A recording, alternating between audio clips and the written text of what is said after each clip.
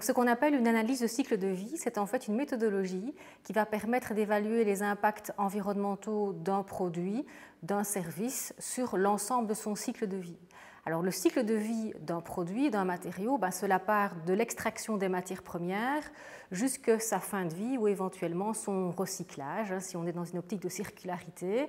Et entre les deux, on peut avoir des phases de transport, des phases de transformation, de production, d'utilisation, etc. Alors l'avantage de la méthode qu'on appelle en raccourci ACV, c'est qu'elle est multicritère, parce que quand on parle d'impact sur l'environnement, c'est très large. C'est à la fois évidemment le changement climatique, mais ça peut être des impacts environnementaux associés à la qualité de l'air, comme l'émission de particules fines.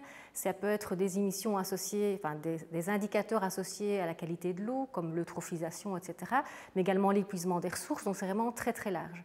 Donc c'est une des premières forces de la méthode, c'est qu'elle est multicritère, on va évaluer divers impacts.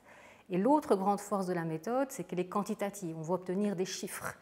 La première raison de mener une ACV, c'est dans une optique de diagnostic. À un moment donné, on veut connaître l'impact environnemental de son produit. Donc on va faire une ACV qui va permettre d'avoir une photographie en instantané des impacts environnementaux du produit. La deuxième raison de mener une ACV, et c'est assez logique, une fois que l'on connaît les performances de son produit, cela veut dire aussi qu'on a pu mettre à jour là où sont les impacts environnementaux et ce qu'on appelle les hotspots ou les points d'intérêt. Et donc dans une optique d'amélioration ou d'éco-conception, on va utiliser l'ACV. Alors si on parle d'éco-conception, ce n'est pas forcément dans une optique, on va dire, d'amélioration, mais ça peut être également dans une démarche de conception d'un nouveau produit. Donc en appliquant l'ACV dès le départ dans la démarche de conception, là on aboutit vraiment à de la vraie éco-conception, c'est-à-dire que dès le départ, on va poser les choix qui vont permettre de minimiser l'impact environnemental du produit qui est à développer.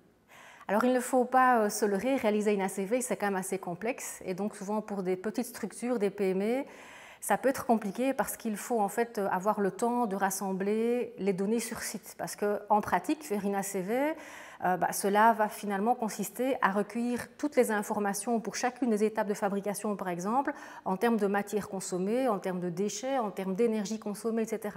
Donc il faut avoir quelqu'un qui a le temps de collecter ces données et il faut également que les données elles soient disponibles, c'est-à-dire est-ce qu'il y a des capteurs pour mesurer des consommations, ne serait-ce par exemple de gaz ou d'électricité ou autre, est-ce qu'il y a des données relatives aux consommations de matière, etc. Donc rien que pour récolter les données, ça prend du temps. Et donc c'est vrai qu'il y a cette partie-là, on va dire disponibilité de personnes pour réaliser la collecte de données, mais l'autre aspect, c'est que la méthodologie en soi, elle est assez complexe à prendre en main. Ça nécessite des logiciels, soit gratuits, soit payants, mais qui sont interfacés avec des bases de données qui, elles, sont toujours payantes. Et pour maîtriser l'outil, c'est assez compliqué. Et donc c'est vrai que de prime abord, pour des petites structures, ce n'est pas aussi simple que ça à mettre en place. Et donc on peut imaginer dans un premier lieu ce qu'on appelle une ACV simplifiée, c'est-à-dire qu'on va d'abord se limiter aux données qui sont facilement collectables, faire parfois des simplifications qui permettent quand même déjà parfois de quand même pouvoir situer où sont les enjeux environnementaux sur un processus qu'après on peut éventuellement raffiner en vue d'aller vers une ACV détaillée.